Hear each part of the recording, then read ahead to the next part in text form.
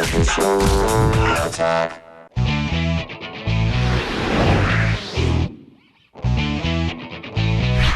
right, today we're talking E3 aftermath. What happened? Who's got the buzz? And who's dating who? We're going to find out. Now, before the break, we asked you which console would have the most people talking after E3. Well, according to our text message counting scientists at the G4 Laboratories, 65% of you thought that the Nintendo Wii had the most buzz, cleanly beating out Sony and Microsoft. Well, joining us via satellite to help make sense of it all is host of X-Play, Adam Sessler, New York Times gaming columnist Seth Chazelle, and editor-in-chief of Game Informer magazine, Andy McNamara. Gentlemen, welcome to the old attack of the show. We appreciate you joining us. Got to start off here. It was a cutthroat year for next-gen consoles. Lots of craziness going on. Andy, who's the winner in your mind? Who came out ahead? Well, I think anybody can win this contest at this point, but I think coming out of E3, I think Microsoft has positioned itself very well for the future, the next couple of years. They're going to have third-party support and a solid first-party lineup that I think is going to propel them to the top. Now, Adam was nodding in what looked to be agreement, but if I know Sessler, he's a deep man. Is that true, Adam? Do you agree? Yes. I mean, I think definitely for the future, for the rest of the year, Microsoft is in the best position. I would say that at E3 itself, that Nintendo really captured the interest of more people. Like the talk of E3 was the Wii, but if you look at what people showed at E3 and what that means down the road towards the holiday season, Microsoft with some really strong games seems to be in the best position. Now, Seth, longer lines than the men's room at the convention center. Did you get to play with the Wii? Did you wait in line for it? Was it worth it? Was it the hype? Yeah, I actually really liked the Wii a lot. I was surprised, going into it, we'd seen were these various demos and videos from Tokyo, and once you actually get your hands on it, I was surprised, and I was actually a pretty quick convert to using it. Because, Nintendo's whole point is that games have gotten too complicated, there's too many buttons on the controllers, and they want you to be able to pick it up and use it, and it was very intuitive. I had a lot of fun with it. All right, so that's the hardware side of things. It looks like you guys agree with the poll. Nintendo's got it locked down. But, Adam, I want to start with you. Software-wise, it's all about the games. Was there a game of show, in your opinion? Gears of War. I was so impressed with it. The demo of the single player definitely made me want to play it. And then I got the opportunity to get my hands on the multiplayer, which is unlike just about any other multiplayer I ever got my hands on.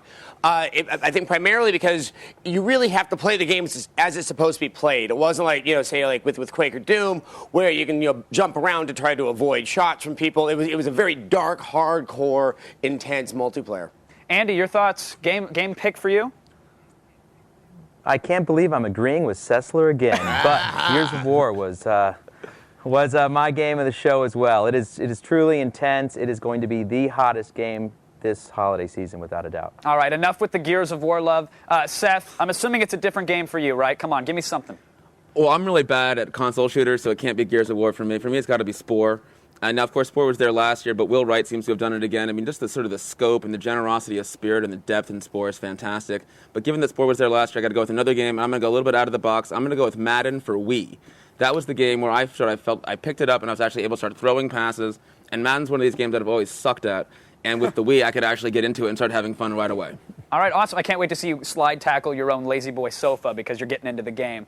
Enough with the Wii, though. Let's talk PlayStation 3. Price point was announced. A lot of people were wondering if they were going to say anything about it. Seth, in your opinion, I mean, it could be $1,000 before we're out the door with the console and a game and another controller. Is that too crazy? Is this going to scare away the most of the gamers out there?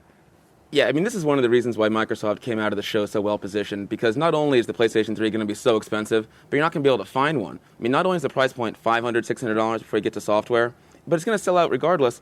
The publishers, though, they're more concerned with the actual quantity of units that'll be available. They're only going to have 2 million available worldwide at launch, 4 million by the end of the year, and only 6 million by the end of March of 2007. So basically, as a practical matter, for like any normal person who doesn't have a hookup at GameStop or with their Walmart manager, to be able to actually walk into a store and get one is going to be until next summer. And that's why Microsoft is so well positioned right now. Now, Andy, you're not a cable television darling like Adam Sessler over here. And so my question is, are you going to be an early adopter, or are you going to wait for the price to drop on this one? Oh, I think you move in and get it quickly if you can. If you can afford it, why not? I think it's going to be pretty impressive. It is easily the most powerful hardware out there with the addition of the new controller and what it can do. It's got everything. It's everything but the kitchen sink. So if you can afford it, yeah, but you're over-under on eBay. That's right. It is going to be tough. Adam, are you concerned? Your over-under on eBay has got to be like $1,500.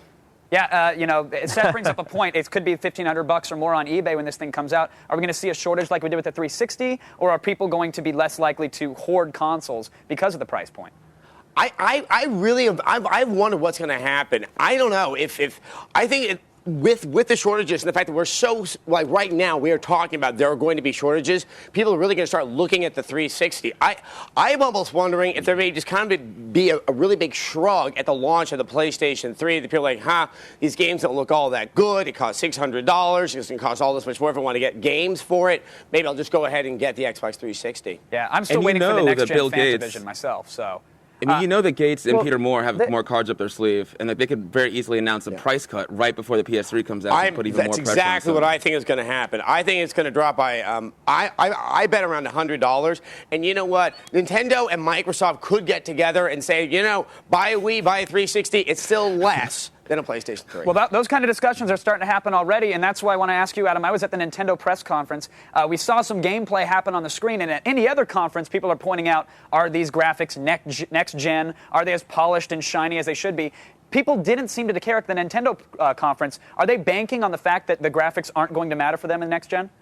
I think so. For Nintendo, they do. And also, a lot of their signature games like Mario and Zelda, the nature of the graphics is more the art style than, like, the clarity of the textures.